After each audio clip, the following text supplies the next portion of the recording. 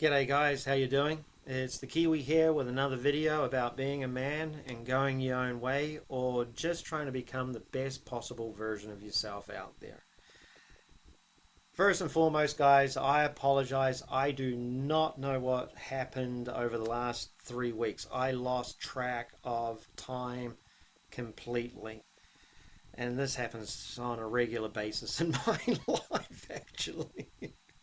It's one of the downsides to um, just becoming super chilled and not really worrying about what's going on too much out there. You know, you just kind of, I don't know, you just lose track of time. So anyway, I apologize for the delay in another video. So on that note, let's get into this subject. And this subject is literally about all the crazy SJW, feminist, transgender, gay, homophobic, Islamophobic, anti-Semitic, all this bullshit stuff that's going on out there in our world today. Where does this stuff come from? That's what I want to talk about today, is where did this stuff come from, okay? And it's really very, very interesting. Over these last couple of weeks, I've actually been digging into this subject a lot because it was brought to my attention by somebody who was left a comment a number of months ago on another video of mine.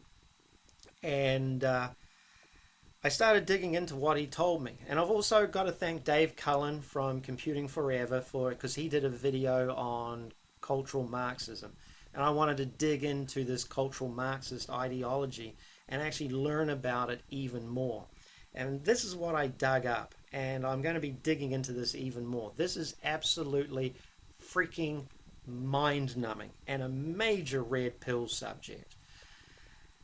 To really understand where this cultural Marxism came from, you actually have to go back to the end of the First World War. And the reason why is at the end of the First World War, the Marxists, communists had become extremely disillusioned with Marx's predictions of this global workers' revolution.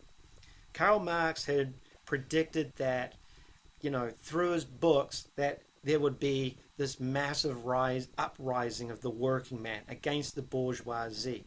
Well, the bourgeoisie that Marx talked about in the Communist Manifesto would be what you would call today the patriarch. What happened was at the end of the First World War, a lot of these Marxist communists actually started coming together and actually, you know, trying to dream up a new way of selling Marxism or communism to Western society because it hadn't taken hold. In actual fact, the exact opposite had happened. And, you know, the working man had actually gone to war and fought for the bourgeoisie, had actually gone to war to protect the bourgeoisie or the patriarchy. Okay? So what a bunch of these Marxist communist Jews did was they ended up setting up a think tank. It wasn't a school, it was just a think tank where they could all come together and literally dream up a new way of selling Marxist communist ideology to the world, but with a different flavor. Okay? And that institute ended up becoming what is today known as the Frankfurt School. And they weren't able to call themselves the Institute for Marxism or the Institute for Communism, so they actually ended up calling themselves the Institute for Social Research. Well, over the period of time that they were in Germany, that institute came up with an ideology called critical theory. And critical theory was just that. It was the theory of criticizing. And criticizing anything and everything to the point where you would literally break down society. Well, what happened, and we have one frickin' person, and I'm being sarcastic about this too, we have one frickin' person to thank for this shit coming to the shores of America, and that is Adolf Hitler. The reason why we ended up getting these arseholes in the United States was thanks to Adolf Hitler.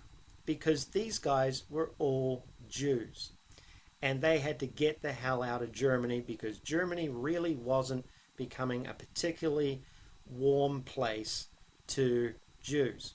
And the reason why it wasn't becoming a particularly warm, welcoming place for the majority of Jews in Germany and the rest of Europe was because the Jews were behind communism.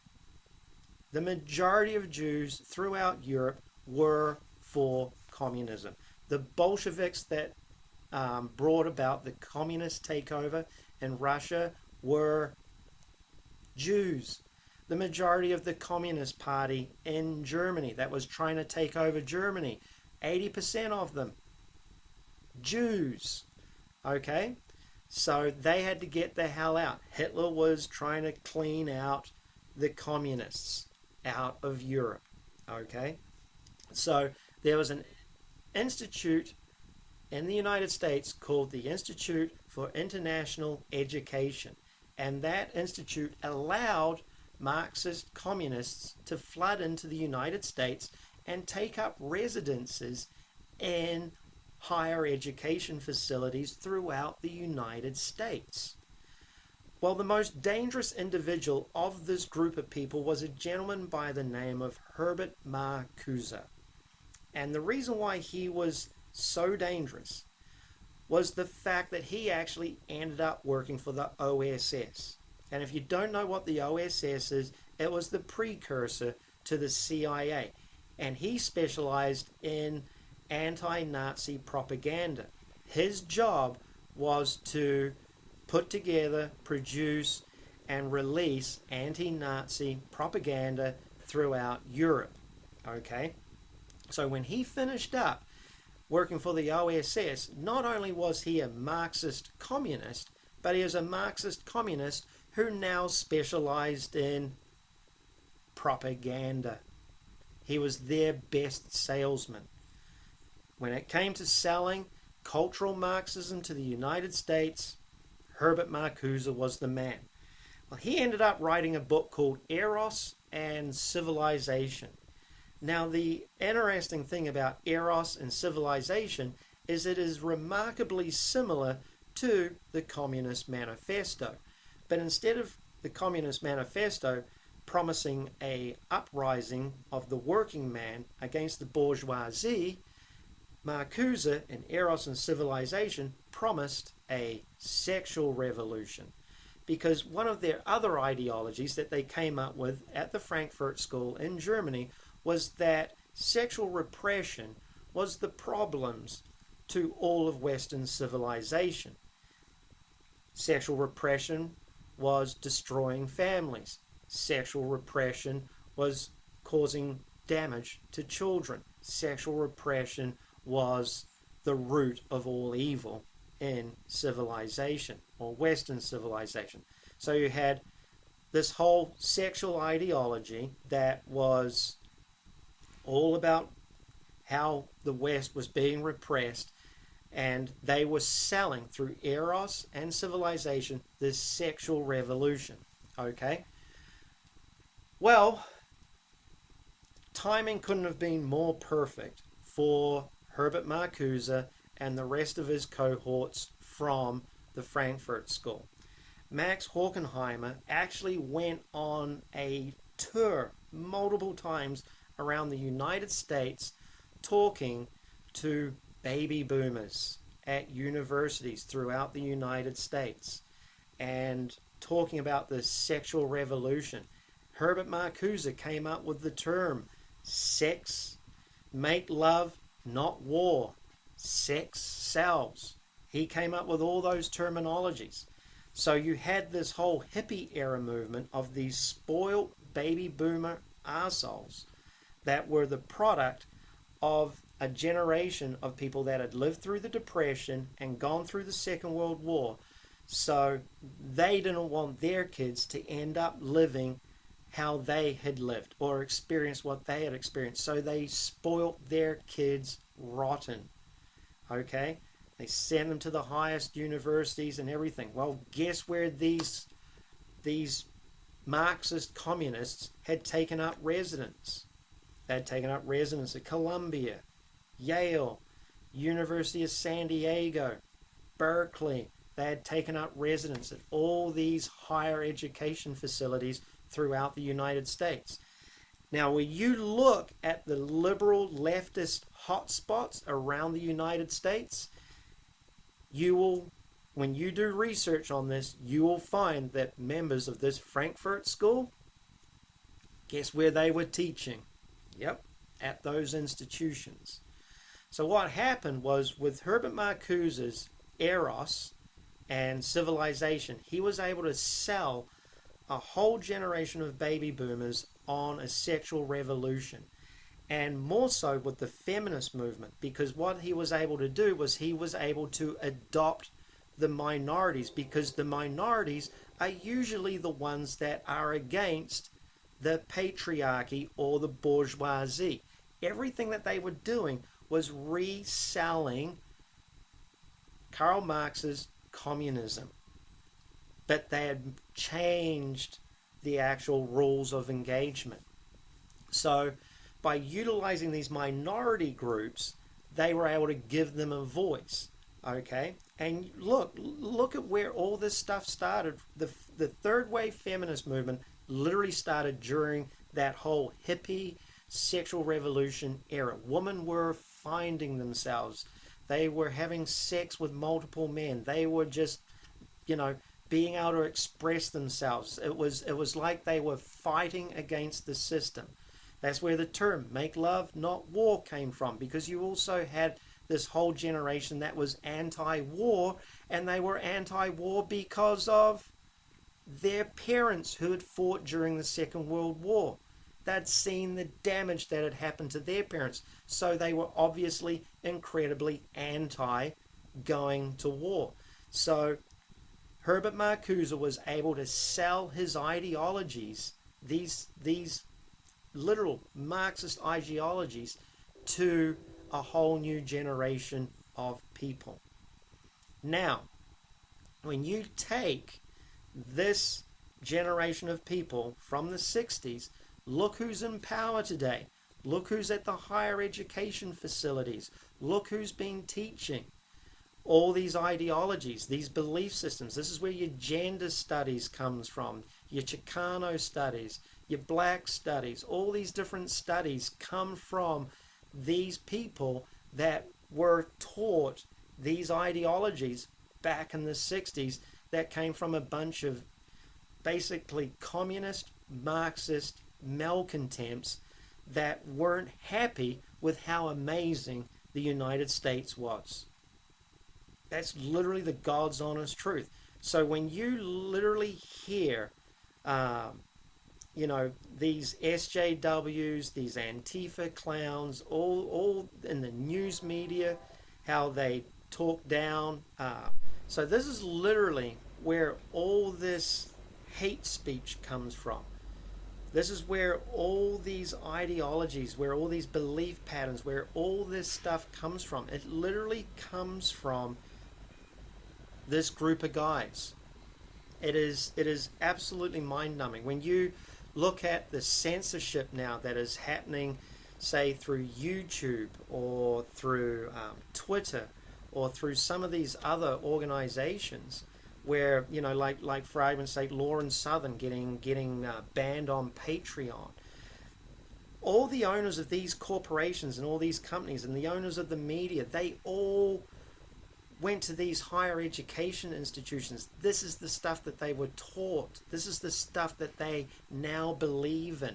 They believe in these literally neo-Marxist ideologies. There is literally a attack today on anybody that's like myself. Like, honestly, because I'm white, or I'm actually partially white because I'm like an 8th Pacific Islander, but because I'm white, I am now considered the patriarchy. It doesn't matter that I don't, I'm not worth millions. I don't have a business anymore. I don't hire people. I mind my own business. But even what I'm doing right now, they would find a way to actually say that this video is hate speech, that this, that I am because I'm talking about feminism, that I'm a misogynist because I've talked about black people in this. I'm a racist because I've talked about gays. I'm a homophobe, all this sort of stuff. Even the term anti-Semitism came from these arseholes.